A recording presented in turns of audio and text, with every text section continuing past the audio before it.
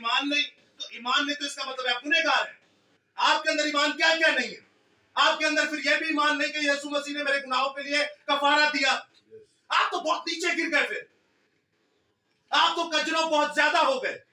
और आपको पता है जब यह काम होता है, जब आप कजरों नस्ल बन जाते हैं, जब ईमान में चेंजिंग आ जाती है। हाँ, रूहानी तौर पर ईमान है, यीशु मसीह खुदा का बेटा है क्या नहीं? यीशु मसीह खुदा का बेटा है क्या नहीं? बट अमली तौर पे बाप आदम की तरह हो गए। गल कोई नहीं सुननी हो रही। आप में से कितने हैं जो अपने माँ बाप से मोहब्बत करते हैं? अच्छा ठीक है, माँ बाप से मोहब्बत करते हैं तो जो माँ बाप कहे बेटा एल ए चीज, मिसाल के तौर पे ये 10 रुपए लो और सामने से मुझे चीज ला दो, कोई सी भी किसी भी किस्म की अशिया ला दो, आप लाके देते कि नहीं? या अगर आप कहें कि मां ते प्यो वे मैं तेरे ना मोहब्बत बड़ी करना, लेकिन मैं चीज नहीं तेरे लाके दे सकता, तो क्या यह मोहब्बत है? नहीं। ये क्या है? ये तो नाफरमानी है, ये तो गुनाह है। आप अपने माँ बाप का नाम भी बदनाम कर रहे हैं और गुनाह भी कर रहे हैं। इसी तरह ये बाप आदम और अम्मा हवा, और आज हम लोग कहते तो हैं खुदा हमारा बाप है, लेकिन जब एक्ट की बारी आती है, जब एक्शन की बारी आती है, जब अमल की बारी आती है, तो हम फौरन बाप शैतान इब्लीस को बना लेते हैं।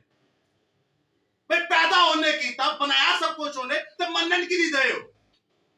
पैदा उसने किया तो मान किसकी रहे? वो कह रहा जब खाएगा मर जाएगा, ये कह रहा नहीं मरेगा, तो उसकी मान ली।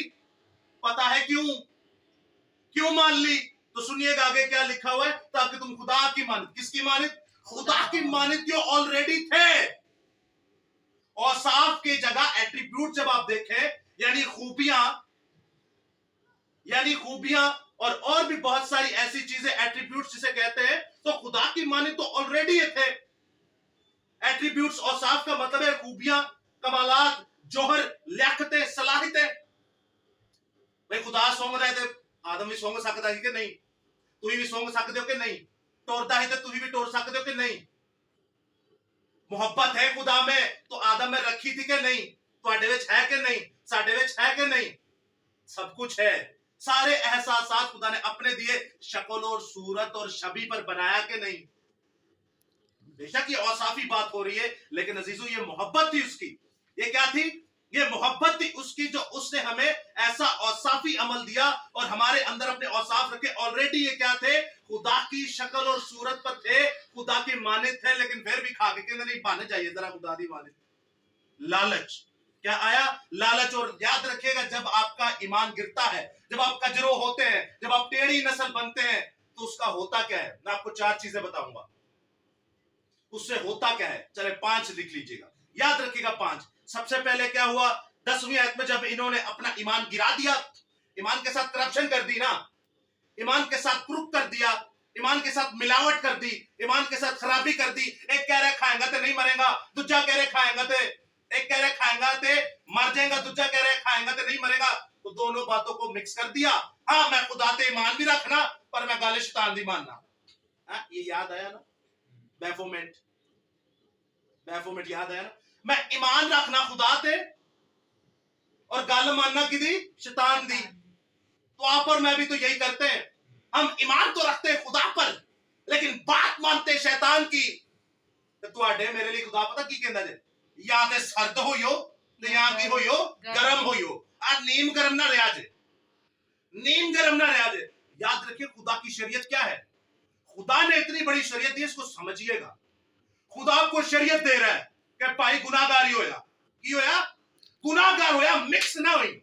करप्शन मत करना ईमान से, ईमान के साथ क्रूक मत करना, ईमान के साथ टेढ़ा मत हो जाना, ईमान के साथ कजरो मत हो जाना, ईमान के साथ कचपन मत करना। गरम हो जा या सरद हो जा। खुदा कह रहे हैं या मेरी तरफ आ जा या शैतान की तरफ हो जा, और दोनों को साथ लेकर मत चलना। कितनी नफरत करता है उससे जो बाप आदम की तरह कहता है हाँ मुझे खुदा ने पैदा किया, ये मेरा बाप है, लेकिन फिर कहता है कि मन्नागा मैं शैतान दी।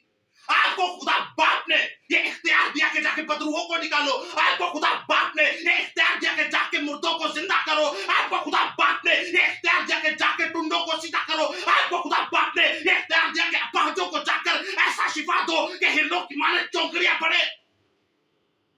लेकिन आप कहते नहीं हम नहीं जाएंगे। या तो डर लगता है या असी गुनाहगार हाँ ते या फिर साढ़े च ईमान ही कोई नहीं। तो यीशु आपका नहीं है, आप अपने नाम से हटा दीजिए इस नाम को, बच जाओगे। टोटल शैतान लो बच जाओगे। अरे खुदा की शरीयत देखिए, मुकाशमा में अपनी शरीयत, अपना हुक्म, अपना कवानीन, अपनी तोरा आपको दे रहा है, आपको नसीहत कर रहा है, आपको इंस्ट्रक्शन दे रहा है कि भाई जा जाके ठंडा ही होया, की होया, कह रहा है ठंडा हो जा या गर्म हो जा, रूह कुदुस से मेरे तरफ आ जा, गर्म हो जा, या शैतान जाकर ठंडा पाया। ठंडा का मतलब है, सर्द का मतलब ये कुछ भी नहीं कर सकता, ये फारिग है। गर्म का मतलब रूह की आग लगी है, खुद बचे दूसरे को भी बचाएगा। और ठंडा के अंदर या तो ठंडा होया या गर्म होया, खुदा खुद आपसे कह रहा है जा जाके शैतान चला जा। क्या चला जा? अरे शैतान की तरफ दफा हो जा, चला जा शैतान की तरफ, चला जा शैतान की तरफ, मैं तुझे छुड़ा लूंगा। लेकिन ये नीम गर्म मत होना, कचरो नस्ल मत बन जाना, टेढ़ी नस्ल मत बन जाना। सारा कुछ वेंदे हुए भी कोई नहीं नजर आ रहा, सारा कुछ सुनते हुए भी कुछ नहीं सुन रहे, सारा कुछ देखते हुए भी कुछ अमल नहीं है, सारे इख्तियार हासिल करके भी कुछ नहीं कर रहे। खुदा कह रहा है काम ना करी भाई, या ठंडा होया तो या गर्म हो जा, या सर्द हो जा या गर्म हो जा। अरे ठंडा हो जा, शैतान की तरफ चला जा, मैं तुझे बचा लूंगा। उन्हें सारे उधर ही मुंह चौक के बढ़ जाए। थोड़ा सा ये नहीं हो मैं आज ही फैसला करूं मैं सर्द होने शैतान जा रहा, खुदा बचा लेगा, दूसरे दिन ही मर जाए तो क्या फायदा हुआ। इस तरफ आ जाए ना, लेकिन ये मीडिएटर नहीं चलेगा, ये दरमियानी सिलसिला नीम गरम नहीं चलेगा। नीम गरम का हाल आपने बाप आदम और अम्मा हवा का देखा।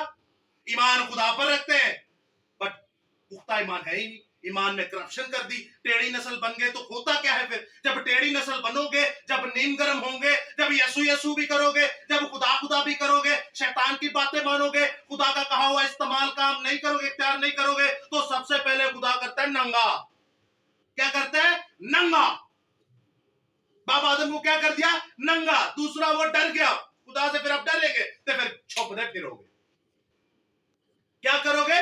छुपते फिरोगे। तीन ये क्वालिटीज होती है जब नीम गर्म हो जाओ, जो खुदा खुदा भी करो तो शैतान भी नाल नहीं फिरो। और चौथी और पांचवी क्वालिटी सुनिएगा, इस दिशा की किताब उसका 32वां बाब उसकी 5वीं 6ठी आयत में लिखा है, ये लोग उसके साथ बुरी तरह पेश आए। किसके साथ? आगे ऊपर पढ़ेंगे तो चट्टान के साथ। किसके साथ? यहोवा खुदा के साथ। और आगे लिखा है ये उसके फर्जंद नहीं, ये उसके फर्जंद नहीं, यही उनका ऐब है। आदम रिया खुदा दा पाटा, आदम रिया खुदा दा बेटा नहीं था। बेटा जो कहते ना था, तो वो साबित करके दिखाए कैसे था। खुदा कहता है जब आप टेढ़ी नस्ल बन जाते हैं, जब आप कजरो नस्ल हो जाते हैं, तुम्हारा ऐब यही है कि तुम खुदा के फर्जंद नहीं हो। You are no more the son of Yahweh Elohim. आप जिंदा खुदा के बेटे नहीं कहलाते। आगे लिखा है ये सब कजरो और टेढ़ी नस्ल है। तुसी मेरे नहीं, तुसी के मिलावटी दे हो। आप मेरे नहीं है, आप वो नीम गर्म के हैं। आप मेरे नहीं है। वो खुद कह रहे हैं क्यों भाई मेरे बेटे क्यों नहीं? वो कह रहा है क्योंकि ये सब कजरो और टेढ़ी नस्ल है। क्या तुम ऐ बेवकूफो, खुदा आपको बेवकूफ कहता है, हमें बेवकूफ कहता है, ऐ बेवकूफो, ऐ कम अकलो, इस तरह खुदावन को बदला दोगे? अरे तुम्हारे लिए वो क्या क्या करता रहा, आपके लिए क्या क्या करता है। आपको बीवी नहीं दी, आपको बच्चे नहीं दिए, आपको मां नहीं दी, आपको बाप नहीं दी, आपको पैसा नहीं दिया, आपको घर नहीं दिया, आपको कपड़े नहीं दिए, आपको रोटी नहीं दी, आपको पानी नहीं दिया। जाके पूछे जो रोडों पर रहते हैं, जाके पूछे जिनके मां और बाप दोनों मर गए, जाके पूछे जिनका पूरा पूरा खानदान सैलाब में मर गया। अभी पाकिस्तान में सैलाब आया, जाके उनकी हालत देखिए। ऐसी खबर आई थी और खबर में जो खबर वाले दिखा रहे थे, ब्लर करके तस्वीरें दिखा रहे, रोड दिया ये जड़िया बीपियां और लड़कियां बच्चियां आई हैं, उनके बदन पर कपड़े भी नहीं थे। कुछ समझ आ रही है आपको मैं क्या कह रहा हूं? जो लोग सैलाब में रोड़ते हुए जड़े ऐसन, उनके बदन पर कपड़े भी नहीं थे, वो नेकेड थे, वो नंगे थे। तो आप तो खुश नसीब हैं कि नहीं? तो खुदा कहता है अगर आप लोग ये काम करते हैं, कजरो नस्ल बन जाते हैं, तो याद रखिएगा आप मेरे फर्जंद हैं ही नहीं। आप मेरे फर्जंद हैं ही नहीं। अरे ठंडा हो जा, मैं समझूंगा कि ये नाफरमान बेटा है, शैतानी बेटा है। ऐसे भी होते बेटे, हर घर में होते हैं। गरम हो जा, मैं कहूंगा ये मेरा फर्माबरदार बेटा है, लेकिन मिक्सचर मुझे नहीं चाहिए, मिक्सचर मुझे नहीं चाहिए। उसके बाद मैं आपके सामने एक बात कर देता हूं। जब आप लूका 9 बाब पढ़ते तो आपके सामने यह बात आती है, और दूसरी बात एक और आपके सामने करे तो अमाल 2 बाब में जब मुकद्दस पतरस वास करते हैं तो मुकद्दस पतरस भी कहते हैं इस टेढ़ी कौम से बचो, इस टेढ़ी कौम से बचो। और अजीजों, मैं आपसे एक और बात पूछे देता हूं, क्या someone surprised the Lord God Jesus Christ, यानी कि कोई यीशु मसीह को हैरान और परेशान कर सकता है ईमान के वसीला से? तुहां अपना भी ईमान वेख लिया ते मैं भी अपना ईमान वेख लिया, तुसा कौम बनी इसराइल दा ईमान भी वेख लिया ते मैं भी वेख लिया, तुहां 12 शागिर्दां दा भी हाल वेख लिया ते मैं भी वेख लिया, ते तुहां बाप आदम दा भी हाल वेख लिया ते अम्मा हवा दा भी हाल वेख लिया। हुण की करेगा फिर? नंगा करेगा कि नहीं करेगा? जो दोनों नहीं छड़े तो तुहानू भी नहीं छड़ेगा, करेगा कि नहीं नंगा? अब कोई ऐसा माइका लाल पैदा हुआ है जो यीशु को भी कहे हाँ भाई वेरी गुड, यीशु भी जिसको कहे हाँ सलूट है तेनू भाई, भाई जांबाज आदमी है, बड़ा मेरे दिल का दिलदार आदमी है तू, ये क्या जबरदस्त चीज है, कैसा ईमान है ये। चलो हम पे और शांति आड़े निकाल देता है। एक शख्स को बोला था इंजील मुकद्दस, एक शख्स को बोला था, किसको? कोई और भी मदद कर सकता है, गैर कौम का सूबेदार होता है, बोले ऐसा मैंने ईमान इसराइल में भी नहीं पाया। विशाल भाई के लिए जोरदार ताली। ये एंडिंग पॉइंट ये था, और सुने यार जरा, ये थोड़ा था तो पैसेज लंबा, लेकिन मैं आपके सामने आखिरी आयत पढ़े देता हूं। आपने देखा, अच्छा तालियां नहीं बजदी भी, मैंने पता है जो इन्नी सर्विस होए ना तो एनजी हो जाता हाथ ज्यादा बाहर ही जानिए, होता है ऐसा। लेकिन सुनिएगा जरा, खुदा क्या फरमाता है। खुदा जब आप ताज्जुब करते हैं, ताज्जुब का मतलब क्या है? चले मैं आपको इस आयत पर बाद में लेके जाऊंगा। ताज्जुब का मतलब क्या है? हैरान, हैरान, और कोई? चौंका देना, चौंका देना, और कोई?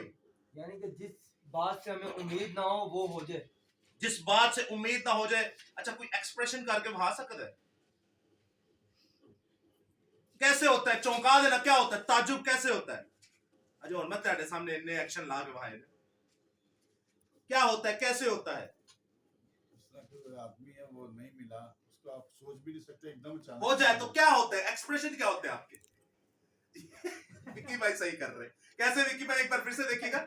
नहीं कैसे ये यार, ये आप पंजाबी जी कहते हैं डेले बाहर आ जाना, मतलब दिल बाग बाग हो जाना कि यार ऐसा भी हो सकता है, ये भी है। फौरन जफ्फा पाने के उन्होंने, मिसाल के तौर पे आपका कोई भाई बहन अमेरिका, लंदन, यूके गया हो और वो आपको बताए नहीं, कई सालों के बाद वो आपके गेट पर आके गेट बजाए और आप खोलते तो क्या होगा?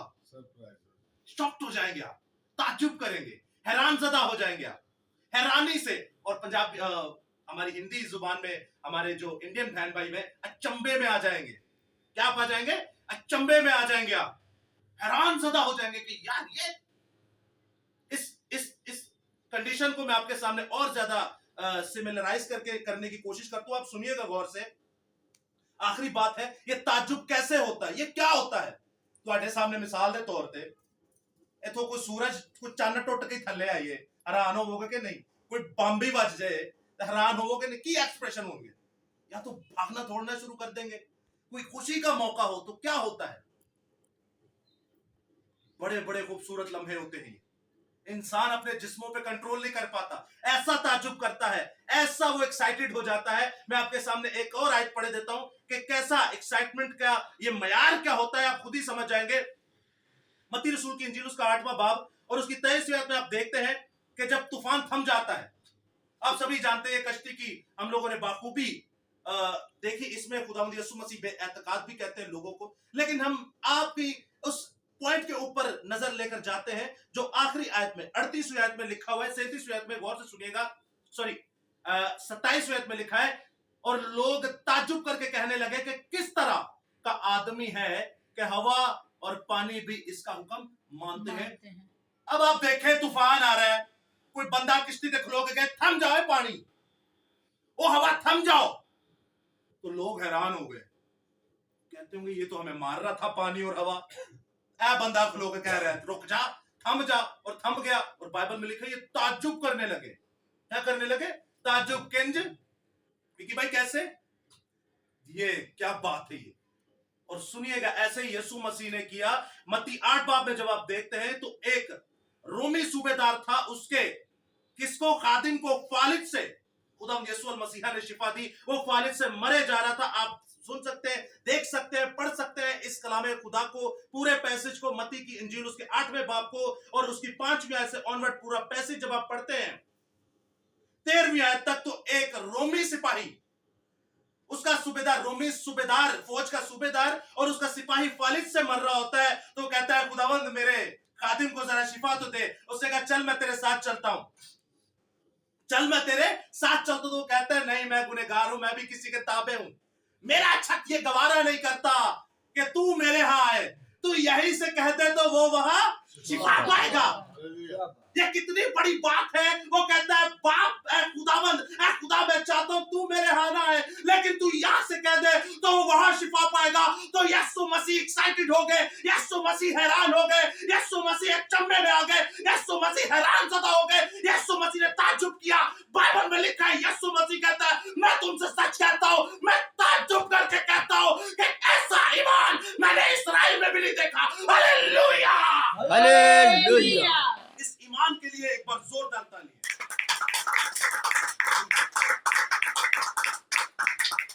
आपने तो बल्ली हट गई, गैर कौमाली तालियां पे बजाते हैं। सुनिएगा, ये कौन थे? ये रोमी थे, ये बुतप्रस्त थे। तो साढ़ियाना की होना है। क्या लिखा है 10वें आयत में? लिखा यीशु ने उनसे कहा, ये सुनकर ताज्जुब किया, और पीछे आने वालों ने कहा मैं तुमसे सच कहता हूं, सुनिएगा, कि मैंने इस्राएल में भी ऐसा बड़ा ईमान नहीं देखा। और आगे 11वें आयत में लिखा है मैं तुमसे सच कहता हूं कि बहुतेरे पूरब और पश्चिम,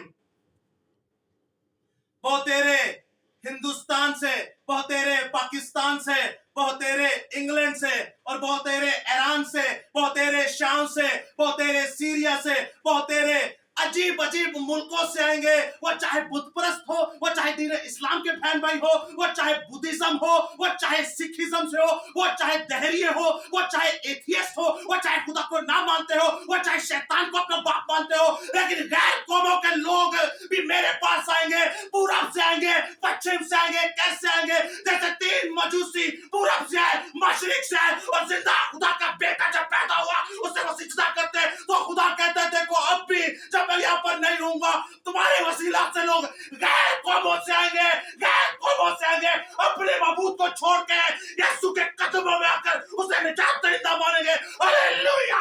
हालेलुया। ये खुदा की कुदरत। और आपके सामने ऐसा हुआ है कि नहीं? ऐसा हुआ है, मैं एग्जांपल्स नहीं दे सकता। ऐसा हुआ है, गैर कौमों से हमारे पास बेटे बेटियां हैं और उन्होंने यीशु को कबूल किया। ये खुदा का कलाम कहता है ते अपने नु की कहंदा है? कजरो नस्ल और टेढ़ी नस्ल सब कुछ जानते हुए भी कुछ नहीं करती। खुदा की तालीम को जब आप बर्बाद करते हैं तो आप कजरो हो जाते हैं। खुदा की तालीम के अंदर मिलावट लाते हैं तो आप टेढ़ी नस्ल बन जाते हैं। खुदा की तालीम को तोड़ते मरोड़ते हैं ना। Don't mess with the word of Yahweh Elohim. Don't mess with the word of Lord God Jesus Christ. Don't mess with the Holy Spirit.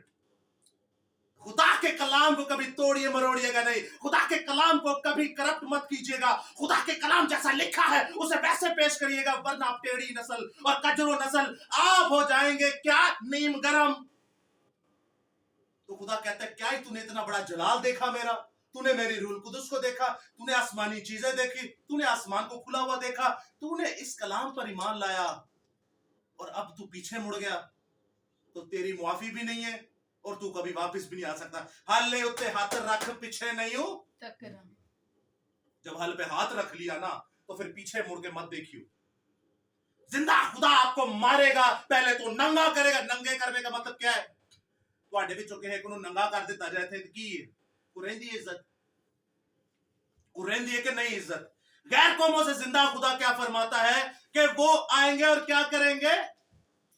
सुनिएगा गौर से, यीशु मसीह क्या कहता है कि पूरब और पश्चिम से आएंगे और इब्राहिम और इसहाक और याकूब के साथ क्या करेंगे, आसमान की बादशाही में ज़ियाफत करेंगे, ज़ियाफत करेंगे और ज़ियाफत करेंगे। और मां बादशाही के बेटे बेटियां, तुसी मैं, बादशाही के बेटे बेटियां अंधेरे में डाले जाएंगे और वहां रोना और दांतों का पीसना। समझ आ रही है?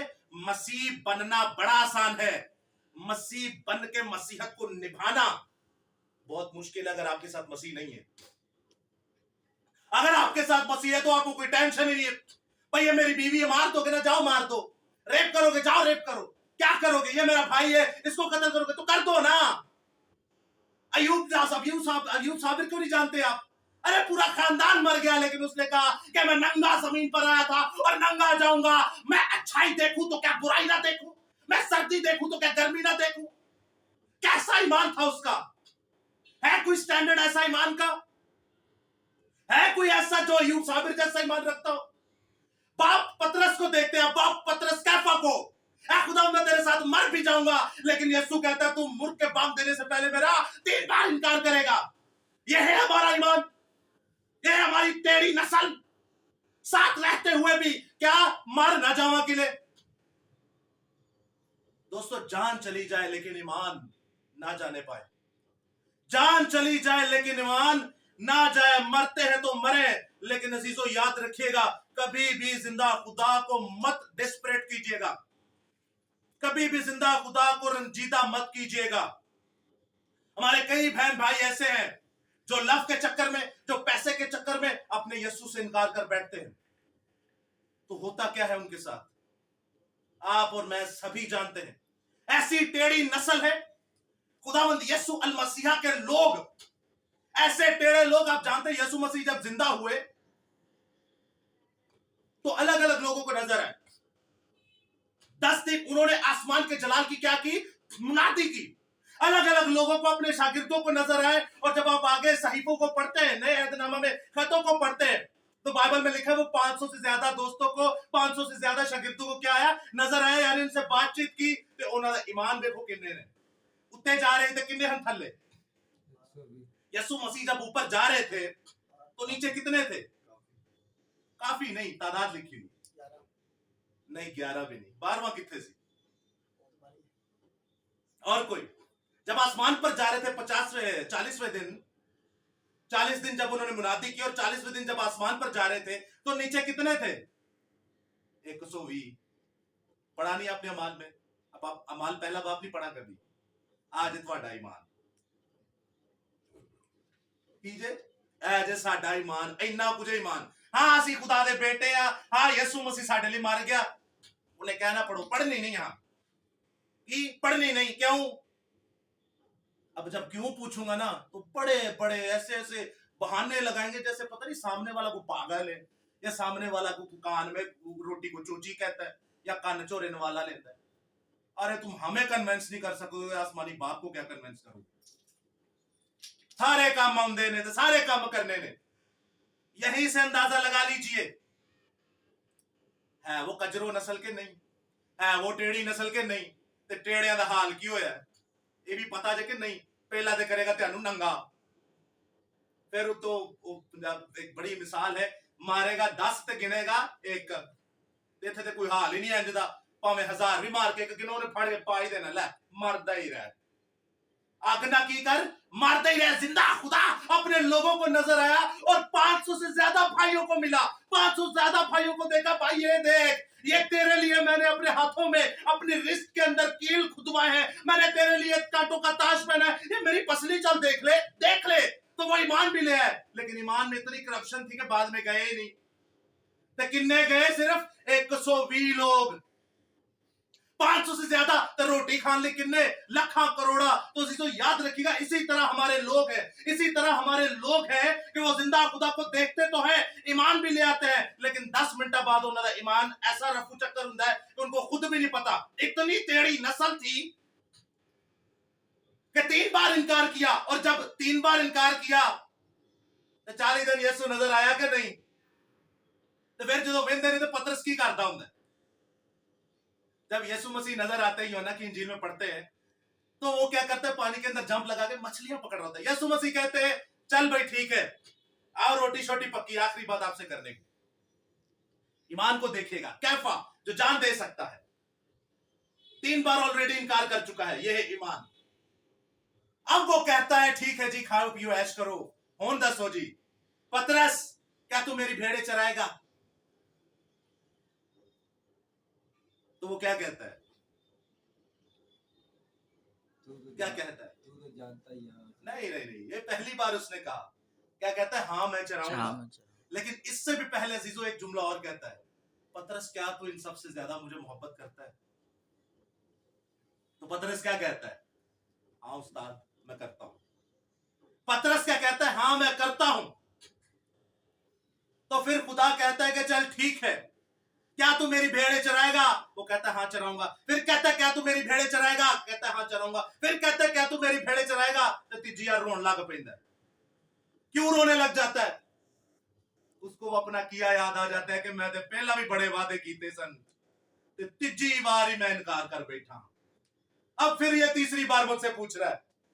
उसको समझ आ गई है मुझसे क्यों पूछ रहा है। तो अजीजों जो पहला जुमला उसने बोला था ना कि क्या तू मुझे इनसे मोहब्बत करता है, क्या यीशु मसीह जैसे आप हो सब, आपसे मैं पूछूं विक्की भाई आप मुझसे इन सबसे ज्यादा मोहब्बत करते हैं, आप क्या कहेंगे? क्या कहेंगे? करता हूं। तो इसका मतलब यह है कि मैं आपको इनकी नजर में ऊंचा कर रहा हूं। तो ये बात गलत है कि नहीं? तो तुझे नहीं करते, इसी को क्यों पूछ रहा हूं? याद रखिएगा दोस्तों, जिंदा खुदा उससे फरमाता है कि पतरस तो मुझसे मोहब्बत रखता है। पतरस से खुदा जो फरमा रहा था वो लोगों के बारे में नहीं था फरमा रहा, वो रसूलों के बारे में नहीं था फरमा रहा। उसको तो पता था ये 3 बार इनकार कर देगा मेरा, ये क्या मुझसे मोहब्बत करेगा? अरे वो मोहब्बत करता है जो बोलता भी नहीं है, जो चुपचाप बैठा हुआ था और मेरे साथ सूली के नीचे खड़ा हुआ था। ये एक मर गया, 10 भाग गए और ये अकेला खड़ा हुआ था, तो मैंने अपनी मां भी इसे सौंप दी। वो कोई जजमेंट नहीं था कर रहा, वो कह रहा है कि मैंने तुझे बताया कि मैं तुझे क्या बनाऊंगा, आदमगीर बनाऊंगा, तू कलाम का जाल फेंकेगा और लोगों को पकड़ेगा। लेकिन पतरस तू कैसा है? अरे यार तूने 3 बार इनकार कर दिया और देख मैं मर गया और तू फिर मछलियां पकड़ना शुरू हो गया। पतरस तू कैसा है? मैंने तेरे से इतनी मोहब्बत रखी, तू फिर भी कचरों का कचरो, तू फिर भी टेढ़ी की टेढ़ी नस्ल। अरे पतरस तू फिर बिजनेस के पीछे भाग गया, तू फिर पैसों के पीछे भाग गया। मैंने तो तुझे मछलियों से आजाद किया था। तो वो कहता है कि मैं तुझसे ये पूछ रहा हूं, क्या इन मछलियों से ज्यादा, इस कारोबार से ज्यादा तू मुझसे मोहब्बत रखता है? पतरस को समझ आ गई मुझसे क्या कह रहा है। इसने मेरे लिए जान दी, मैंने बड़े बड़े दावे किए, लेकिन मैं कचरो नस्ल हो गया, मैं इसको आधे में छोड़कर चला गया। और जब छोड़ के चला गया पता चला मर गया, पता चला जिंदा भी हो गया। मैंने मुकद्दसीन भी देखे शहर में, कब्रों के मुंह भी खुलते हुए देखे, पूरे इस्राएल में अंधेरा होता हुआ भी देखा। लेकिन फिर भी मैं यह मछलियां पकड़ रहा हूं, कारोबार कर रहा हूं।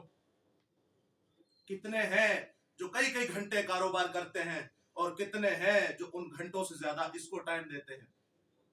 आप भी कजरो नस्ल में आ जाते हैं, आप भी टेढ़ी नस्ल में आ जाते हैं। वो कहता है पतरस मैंने तेरे लिए जान दी है भाई, देख मैं तेरे सामने खड़ा हूं, तो क्या तू बिजनेस से ज्यादा मुझे मोहब्बत करता है? तो वो कहता है हाँ खुदावंद मैं करता हूं। लेकिन ईमान की कमी थी दोस्तों। किसकी कमी थी? ईमान की कमी थी। करता था वो, सबको पता है वो करता था मोहब्बत, वो सबको पता था ये जान भी दे देगा, लेकिन ईमान डगमगा जाता था।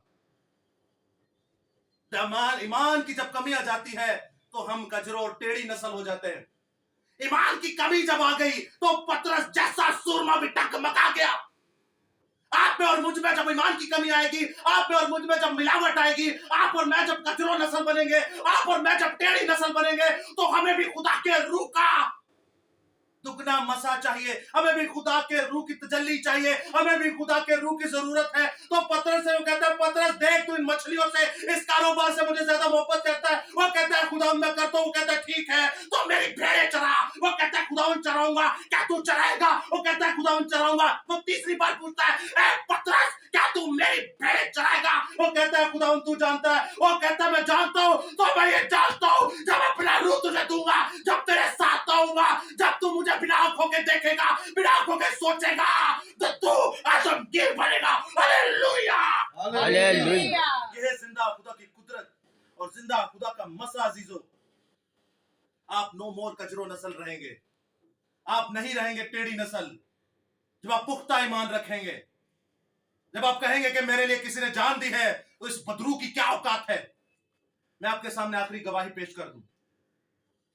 मेरी जिंदगी में 8 से 7 ऐसे किस्से हुए। कई लोग तो यहीं मौजूद हैं जो लाइव देख चुके हैं अपनी आंखों से, कैसे बदरू गिरफ्तार केस के पास हम जाते थे, पिछो ही डरने सा ऐ खुदावंद ये क्या है। लेकिन जब घर में आधा पौना घंटा दुआ करके हम लोग उठते थे तो ऐसा लगता था कि कोई कुछ नहीं कर सकता हमारा, चाहे पूरी कायनात हमारे सामने आ जाए, कोई कुछ भी नहीं है। ऐसी तकवीयत देता था खुदा।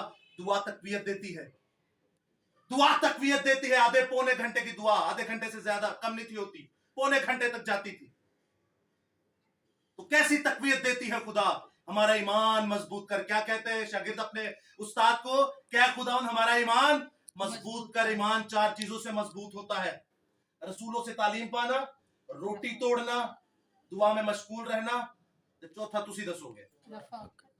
दुआ अरे चलो फिर, दुआ में मशगूल रहना, रोटी तोड़ना, रसूलों से तालीम पाना, और चौथा इनके लिए जोरदार तालियां। रफाकत रखना।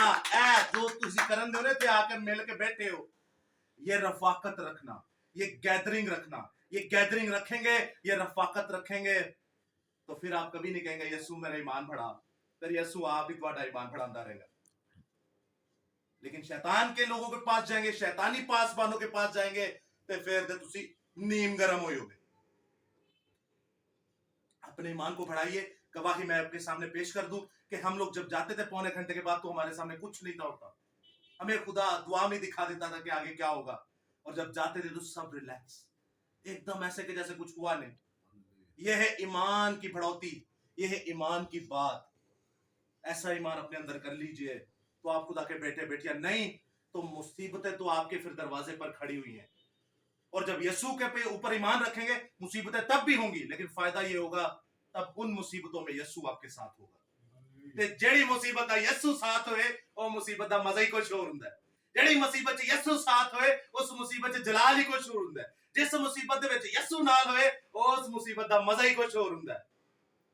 और जिसके साथ यीशु नहीं होता तो वो नंगा ही होता है, वो जलील और रुस्वा होता है। और इस्तिश्ना की किताब में लिखा है, ऐसी टेढ़ी कौम और ऐसी कजरो नस्ल खुदा की फर्जंद नहीं हो सकती। सो खुदा आपके साथ हो, खुदा आपको बड़ी बरकत दे, खुदा हमेशा आपको अपनी पनाह में रखे और अपने जहो जलाल के लिए इस्तेमाल करे। आखिर में मैं दुआ में रहनुमाई चाहता हूं।